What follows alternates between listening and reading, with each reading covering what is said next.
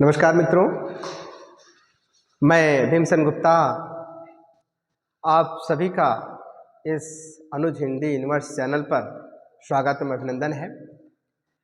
आशा करता हूं कि आप सभी प्रसन्न होंगे और प्रसन्न होना स्वाभाविक सी बात है और चेहरे पे मुस्कान हमेशा बनी रहनी चाहिए। समस्याएं आती रहती हैं और जाती रहती हैं और समस्याएं ही जीवन में ना हो तो इस जीवन का भी कोई महत्व नहीं होता है।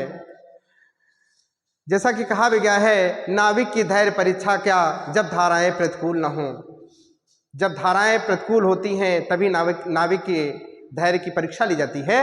इसलिए जीवन में अगर समस्याएं भी आती हैं मित्रों, तो उनका हमें डट करके सामना करना है और जीवन में हमेशा मुस्कुराते रहना है, क्योंकि मुस्कान जीवन में बहुत ज़रूरी है। और मुस्कान अगर जीवन में नहीं है तो जीवन ये समझ लीजिए कि एक तरीके से आपके आयु में निरंतर घट रहा है, या आप जीवन में अगर निराशा ही निराशा व्याप्त होगी तो ये अच्छी बात नहीं है। जैसा कि आप लोगों ने श्रद्धा मनु पढ़ा होगा, जयशंकर प्रसाद जी के द्वारा लिखा हुआ महाकाव्य जयशंकर प्रसाद की एक कामायनी महाकाव्य में जिसका उल्लेख है श्रद्धा मनु, जिसमें श्रद्धा जो थी वो मनु को बार बार प्रेरित कर रही थी, क्योंकि मनु अपने जीवन से बड़े निराश थे और अपने जीवन से हताश हो गए थे। तो उनके जीवन में एक श्रद्धा नाम की युवती आती है जो मनु को प्रसन्न करने का कार्य करती है कि मनु अपने जीवन से प्रसन्न हो, क्योंकि जीवन में निराशा अच्छी बात नहीं होती है। इसलिए मित्रों, आप लोग जीवन में हमेशा मुस्कुराते रहें और प्रसन्न होते रहें। जैसा कि मेरे द्वारा आप लोगों के समक्ष 2 प्रश्नोत्तरी मैंने अभी तक अपने वीडियो चैनल पर अपलोड किया है और ये तीसरी प्रश्नोत्तरी मैं आज लेकर के आया हूं और ये तीसरी प्रश्नोत्तरी भी आपकी परीक्षा के लिए बहुत ही रामबाण सिद्ध होगी। तो मैं ज़्यादा समय ना लेते हुए अपने इस प्रश्नोत्तरी पर मैं आता हूं और इन प्रश्नोत्तरी को आप बहुत ध्यान से सुनेंगे। जो एक एक प्रश्नोत्तरी जो प्रश्न है जो परीक्षा के लिए अति महत्वपूर्ण है। इसलिए मित्रों, सबसे पहला प्रश्न हम लेकर के आए हैं। पहला प्रश्न यह है कि हरिऔध द्वारा लिखित महाकाव्य रचना है, मतलब हरिऔध के द्वारा कौन सी ऐसी रचना है जो महाकाव्य विधा से संबंधित है। तो आपको यह पता होना चाहिए कि महाकाव्यात्मक रचना पूछी जा रही है। हरिऔध, जैसा कि पिछले वीडियो में मैंने ये बता दिया कि हरिऔध जी का पूरा नाम क्या है मित्रों, तो अयोध्या सिंह उपाध्याय हरिऔध है और इनके द्वारा लिखा गया महाकाव्य कौन सा है। तो इनके द्वारा लिखा गया महाकाव्य नंबर 1 लिखा हुआ है रुक्मिणी परिणय, दूसरी रचना दी गई है रसकलश और तीसरी रचना दी गई है वैदेही वनवास और चौथी रचना दी गई है अधखिला फूल। लेकिन इसमें पूछा जा रहा है कि इसमें कौन सी ऐसी रचना है कि वैदेही वनवास है। और ये जो चारों रचनाएं आपको दिख रही हैं, ये सारी रचनाएं हरिऔध जी के द्वारा ही लिखित हैं और आपको ये पता होना चाहिए कि इसमें महाकाव्य विधा से पूछी जा रही है। तो अगर हम ध्यान नहीं देंगे तो हमारा ये प्रश्न गलत भी हो सकता है मित्रों। तो आपको ये तीसरा विकल्प जो दिख रहा है ना, वैदेही वनवास, यही तो महाकाव्य है। पिछले वीडियो में मैंने बताया था कि वैदेही वनवास में कुल 18 सर्ग हैं। महाकाव्य बहुत बड़ा होता है, महाकाव्य खंडकाव्य की अपेक्षा बहुत बड़ा होता है। महाकाव्य और खंडकाव्य में भी अंतर पूछता है और कभी कभी ये पूछ लेता है कि कौन सी रचना महाकाव्य विधा से संबंधित है और कौन सी रचना महाकाव्य विधा से संबंधित नहीं है। तो आपके सामने जो रचनाएं दी गई हैं वो चारों रचनाएं हरिऔध जी की रचना है। कभी कभी ये प्रश्न पूछ लिया जाता है कि रसकलश के रचनाकार कौन है, या अधखिला फूल के रचनाकार कौन है, या रुक्मिणी परिणय के रचनाकार कौन है। तो ये सारी रचनाएं हरिऔध जी की ही हैं, लेकिन महाकाव्यात्मक पूछ रहा है ना, तो इसलिए ये वैदेही वनवास जो है ये महाकाव्यात्मक रचना है। और ये जो रसकलश रचना आप देख रहे हैं, तो रसकलश भी रचना हरिऔध जी की है, लेकिन कभी कभी इसकी भाषा पूछ लेता है तो इसकी भाषा जो है वो ब्रज भाषा है। ठीक है, रसकलश जो बहुत इंपॉर्टेंट रचना है, हरिऔध जी की भाषा से भी संबंधित पूछा जाता है प्रश्न। और ये जो वैदेही वनवास आप देख रहे हैं, तो वैदेही वनवास भी हरिऔध जी की रचना है, जिसमें कुल 18 सर्ग हैं और महाकाव्यात्मक विधा से ही रचना पूछी जा रही है, इसलिए इसका उत्तर सही हो जाएगा वैदेही वनवास। तो पहले प्रश्न का उत्तर आप जैसा कि पता हो गया आपको, इसका उत्तर आपको वैदेही वनवास मिल गया। इसी क्रम में दूसरा प्रश्न मित्रों मैं लेकर के चल रहा हूं। जयशंकर प्रसाद की काव्यकृति पूछ रहा है कि निम्न में से जयशंकर प्रसाद की काव्यकृति कौन सी है। काव्यकृति की बात हो रही है। मित्रों मैं बता दूं कि जितने भी आपके पाठ्यक्रम में कवि या लेखक लगे हुए हैं, उन सारे कवियों की रचनाओं को पढ़ करके जाना है, क्योंकि कोई भी रचना आपसे दे करके उसके रचनाकार का नाम पूछा जाता है कभी कभी, और कभी कभी ये भी पूछा जाता है कि ये किस भाषा से संबंधित है, किस विधा से संबंधित है, किस खंडकाव्य से संबंधित है। मित्रों परेशान होकर के आपको जो है पेपर में उत्तर नहीं देना है कि हम जो है प्रश्नों को देखें और प्रश्न को जो है देख करके हम परेशान हो जाएं। कभी कभी ये प्रश्न जो है परेशानी की वजह से गलत हो जाता है। तो मित्रों आप अगर धैर्य रख करके परीक्षा में एक एक प्रश्न को पढ़ेंगे तो आपके सारे प्रश्न सही हो जाएंगे। तो आपको ये ध्यान देना है। यहाँ पर पूछ क्या रहा है, जयशंकर प्रसाद की काव्यकृति कौन सी है। तो इसमें पहला विकल्प दिया है इत्यलम दिया हुआ है, दूसरा अनामिका दिया हुआ है, तीसरा द्वापर दिया हुआ है, चौथा चित्राधार दिया हुआ है। तो मैं एक एक रचना के बारे में बता दूं कि ये जो रचना आप इत्यलम देख रहे हैं ना, ये इत्यलम आपको पता होगा कि प्रयोगवाद के प्रवर्तक कौन है। मैंने बताया था आपको, प्रयोगवाद के प्रवर्तक अज्ञेय जी हैं। तार सप्तक के प्रवर्तक कौन है, अज्ञेय जी हैं। तो उन्हीं की तो रचना है ये इत्यलम, जो बहुत इंपॉर्टेंट है, जो ज्यादातर परीक्षा में पूछा जाता है कि इत्यलम के रचनाकार कौन है। तो इत्यलम के रचनाकार अज्ञेय जी हैं। तो जयशंकर प्रसाद की पूछी जा रही है, इसलिए ये तो विकल्प होगा नहीं। दूसरी रचना दी गई है अनामिका, और अनामिका आप सभी को बता दूं कि अनामिका जो रचना है वो निराला जी की रचना है। और जैसा कि निराला जी का नाम मैंने पूरा बताया था आपको, सूर्यकांत त्रिपाठी निराला। और निराला एक छायावादी कवि हैं। निराला का नाम निराला क्यों पड़ा जानते हैं? कभी कभी ये भी पूछा जाता है कि निराला का नाम इन्हें कैसे दिया गया। निराला नाम इनके द्वारा एक लिखी गई पत्रिका है बेटा, मतवाला। मतवाला पत्रिका के तुक पर इनका नाम निराला पड़ा था। तो ये प्रश्न आपको याद रखना मित्रों कि मतवाला पत्रिका के संपादककार कौन है। तो सूर्यकांत त्रिपाठी निराला, और उसी पत्रिका के तुक पर इनका नाम निराला पड़ा। और सूर्यकांत क्यों पड़ा यह भी मैं बता दूं, क्योंकि इनकी माता सूर्य की उपासिका थी और इनका जन्म रविवार के दिन हुआ था। वो भी बहुत प्रसिद्ध स्थान बंगाल के मेदिनीपुर ग्राम। कभी कभी ये भी पूछा जाता है मित्रों कि मेदिनीपुर ग्राम से किस कवि का संबंध है। तो निराला जी का ही संबंध है, और निराला जी की ही तो रचना है ये अनामिका, इसलिए ये भी विकल्प सही नहीं होगा। अगली रचना है द्वापर, जो महाभारत से संबंधित रचना है ये द्वापर, और ये मैथिली शरण गुप्त की ही रचना है द्वापर, जो महाकाव्य विधा से संबंधित है। तो इसलिए ये भी विकल्प सही नहीं होगा।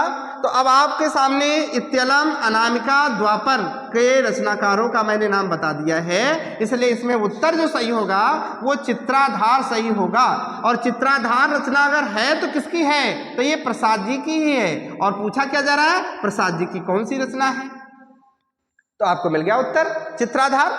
इसलिए इन सारे रचनाकारों का भी नाम हमने बता दिया कि इत्यलम के रचनाकार अज्ञेय, दूसरे अनामिका निराला जी की रचना है, तीसरा मैथिली शरण गुप्त जी की रचना है, जयशंकर प्रसाद जी की रचना पूछी जा रही है। तो इसका उत्तर आपको चौथा विकल्प मिल गया। फिर इसी क्रम में मैं अगला प्रश्न लेकर के आया हूं। लिखा है निम्न में से खड़ी बोली का प्रथम महाकाव्य पूछ रहा है। मित्रों प्रथम पूछ रहा है, लेकिन वो खड़ी बोली का होना चाहिए और वो महाकाव्य विधा से संबंधित होना चाहिए। देखिए मतलब प्रथम महाकाव्य कौन सा है और किस भाषा में रचित होना चाहिए, तो खड़ी बोली में रचित होना चाहिए। और इसमें विकल्प जो दिया हुआ है वो साकेत भी दिया हुआ है, प्री प्रवास भी दिया हुआ है, कामायनी भी दिया हुआ है, और वैदेही वनवास भी दिया हुआ है। तो मैं ये बता दूं कि जो वैदेही वनवास या साकेत या प्री प्रवास, तो पहले मैं इनके रचनाकारों का नाम बता दूं, क्योंकि रचनाकारों का नाम भी पूछा जाता है कि साकेत के रचनाकार कौन है। तो साकेत के रचनाकार मैथिली शरण गुप्त है। दूसरे कौन है, प्री प्रवास है, तो प्री प्रवास के रचनाकार हरिऔध जी हैं। तीसरी रचना कौन सी है, कामायनी, और कामायनी के रचनाकार कौन है, जयशंकर प्रसाद जी हैं। और चौथी रचना कौन सी है? वैदेही वनवास। और वैदेही वनवास के रचनाकार कौन है? हरिऔध जी, जिनका पूरा नाम है अयोध्या सिंह उपाध्याय हरिऔध।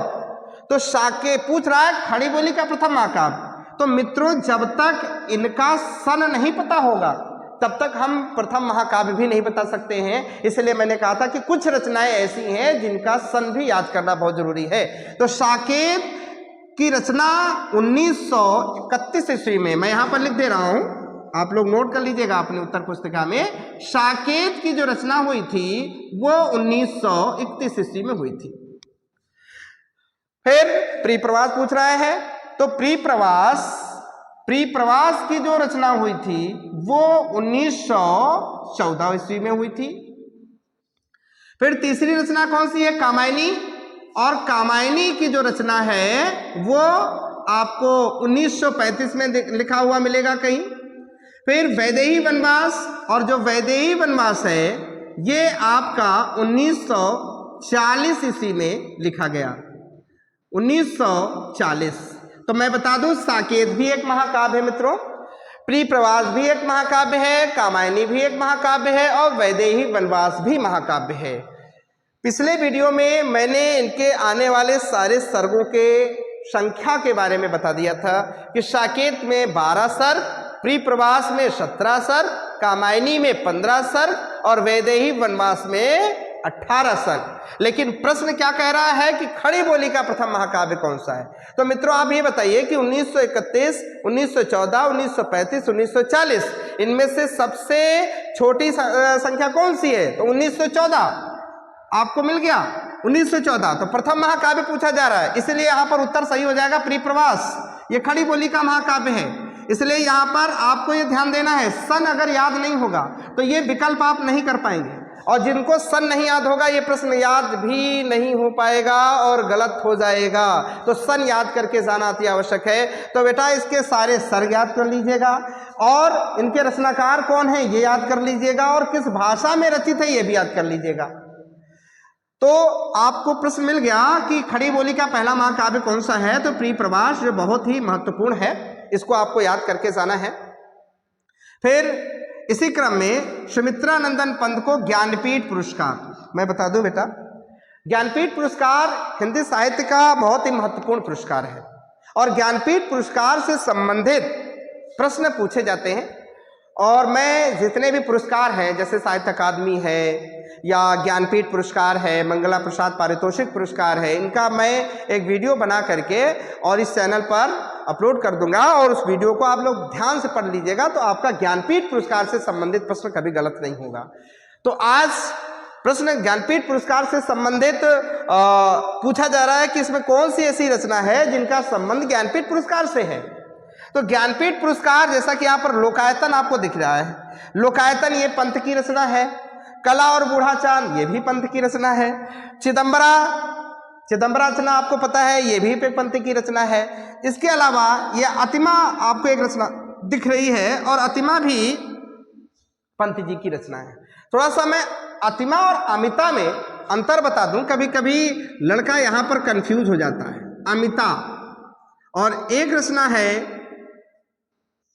अतिमा जो यहाँ पर ऑप्शन में दिया हुआ है। तो अतिमा मैं बता दूं कि मित्रों अतिमा जो रचना है वो पंत जी की रचना है, लेकिन जो अमिता रचना है ये अमिता यशपाल जी की रचना है। यशपाल जी जो बहुत प्रसिद्ध उपन्यासकार हैं यशपाल जी, और अमिता उपन्यास विधा से संबंधित है। ये पूछा जाता है कि अमिता किस विधा से संबंधित है, तो उपन्यास विधा। और अमिता के रचनाकार कौन है? यशपाल जी। अतिमा के रचनाकार कौन है? तो पंत जी। ये आपको याद जरूर रखना है क्योंकि अतिमा और अमिता में लड़का कंफ्यूज हो जाता है और ये प्रश्न कंफ्यूज करने के लिए ही दिया जाता है मित्रों। तो यहाँ पर पूछा जा रहा है ज्ञानपीठ पुरस्कार। तो ये जो आप देख रहे हैं लोकायतन, लोकायतन जो रचना है ये पंत जी की रचना है। लोकायतन पर जो है क्या नाम है सोवियत लैंड नेहरू पुरस्कार प्राप्त हुआ था। बहुत इंपॉर्टेंट रचना है मित्रों लोकायतन। पूछी जाती रचना ये कि लोकायतन के रचनाकार कौन है, लोकायतन पे कौन सा पुरस्कार मिला था। तो लोकायतन पर मैंने बता दिया सोवियत लैंड नेहरू पुरस्कार प्राप्त हुआ था। कला और बूढ़ा चांद ये भी पंत जी की रचना है मित्रों, इस पर इन्हें साहित्य अकादमी मिला था। ये याद रखना है आपको, क्योंकि परीक्षा में पूछा जाता है कि साहित्य अकादमी से पुरस्कृत रचना पंत जी की कौन सी है। तो कला और बूढ़ा चांद है जिस पर साहित्य अकादमी मिला था, और ये जो लोकायतन है इस पर इन्हें सोवियत लैंड नेहरू पुरस्कार प्राप्त हुआ था। सोवियत लैंड नेहरू पुरस्कार, ये याद कर लीजिएगा, बहुत इंपॉर्टेंट है। कभी कभी यहाँ पर दे दिया जाता है सोवियत भूमि नेहरू पुरस्कार, तो आपको ज़्यादा वहाँ पर कंफ्यूज नहीं होना है। लैंड को ही हिंदी में भूमि कहा जाता है, इसलिए कभी कभी यहाँ पर भूमि दे देता है। तो आपको याद रखना है कि ज्ञानपीठ पुरस्कार से संबंधित रचना पूछी जा रही है, तो इस पर तो लोकायतन पर तो इनको सोवियत लैंड नेहरू पुरस्कार प्राप्त हुआ था, इसलिए ये रचना तो इसका मतलब काट देंगे यहाँ से। और कला और बूढ़ा चांद पर इनको साहित्य अकादमी पुरस्कार प्राप्त हुआ था, इसलिए इस प्रश्न का उत्तर ये तो होगा नहीं। और चिदम्बरा, मैं बता दूं चिदम्बरा बहुत महत्वपूर्ण रचना है। इन्हें सन 1968 ईस्वी में चिदम्बरा नामक कृति पर इन्हें ज्ञानपीठ पुरस्कार मिला था, जो बहुत इंपॉर्टेंट मित्रों।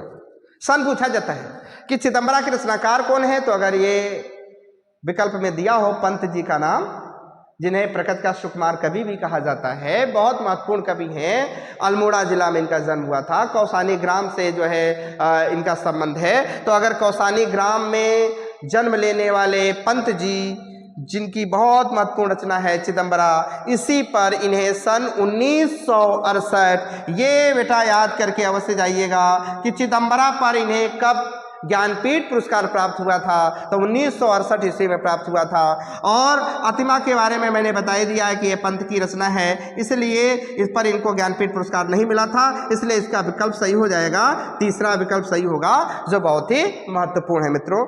अब इन प्रश्नों को आपको बहुत ध्यान से देखना है, सुनना है, और जो प्रश्न मैं आपके सामने करा रहा हूँ ये सब परीक्षा से ही संबंधित प्रश्न है मित्रों, तो आप लोग इस चीज़ को थोड़ा सा ध्यान से पढ़ करके ही जाएंगे।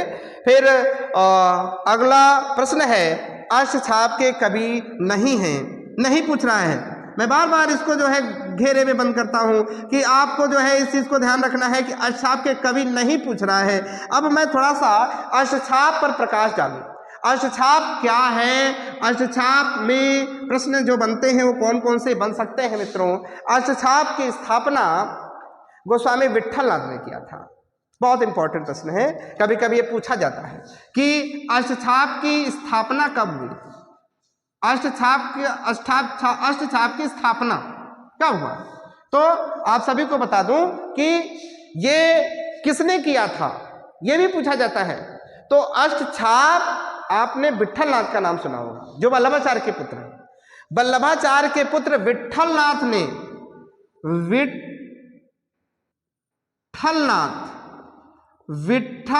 ने इसकी स्थापना की थी, और अभी कब की थी, 1565 ईस्वी में।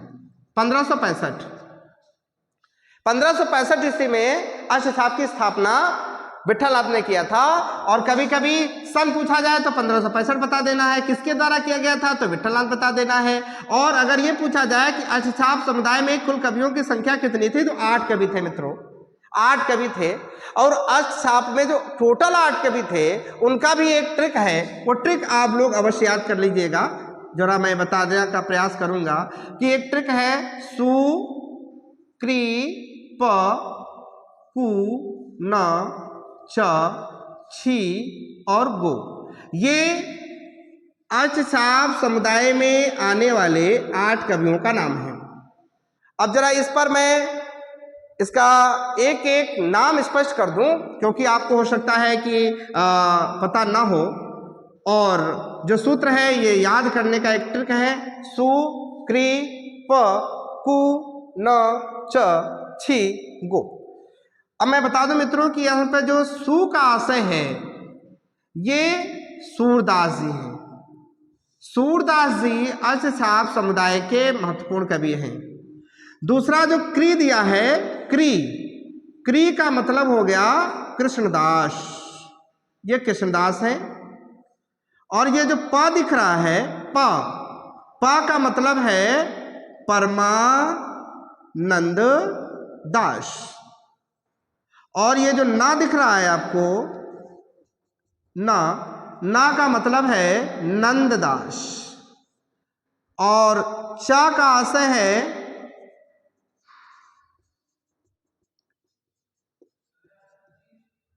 चतुर्भुज दास।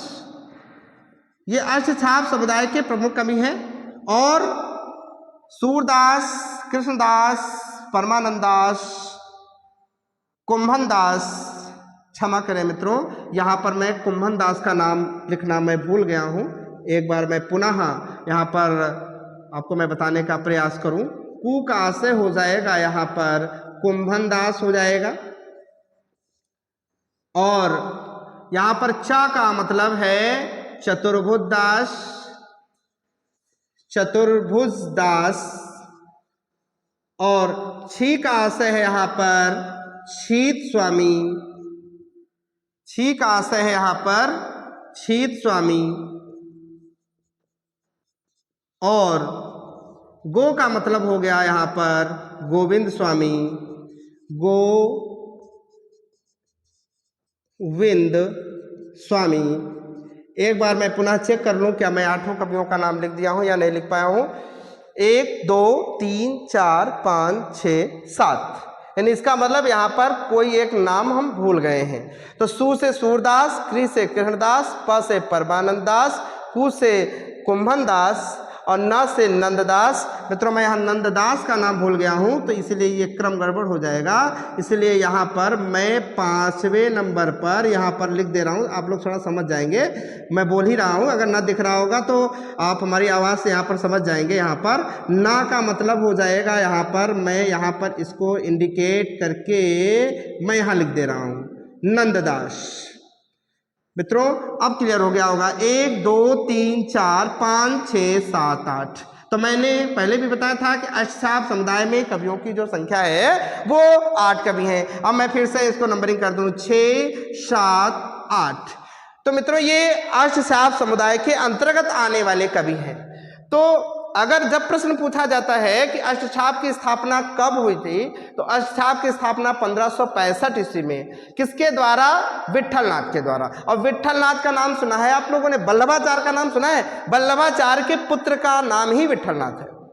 और इसमें अष्टछाप की स्थापना के अंतर्गत जो इन्होंने 8 कवियों का जो चयन किया था विट्ठलनाथ जी ने, तो इन्होंने क्या नाम है, वल्लभाचार्य के 4 शिष्यों को लिया था और अपने 4 शिष्यों को लिया था। विट्ठलनाथ जी ने अपने 4 शिष्यों को और वल्लभाचार्य के 4 शिष्यों को लेकर के 8 कवियों का समुदाय बनाया था, जिन्हें हम अष्टछाप समुदाय के नाम से जानते हैं।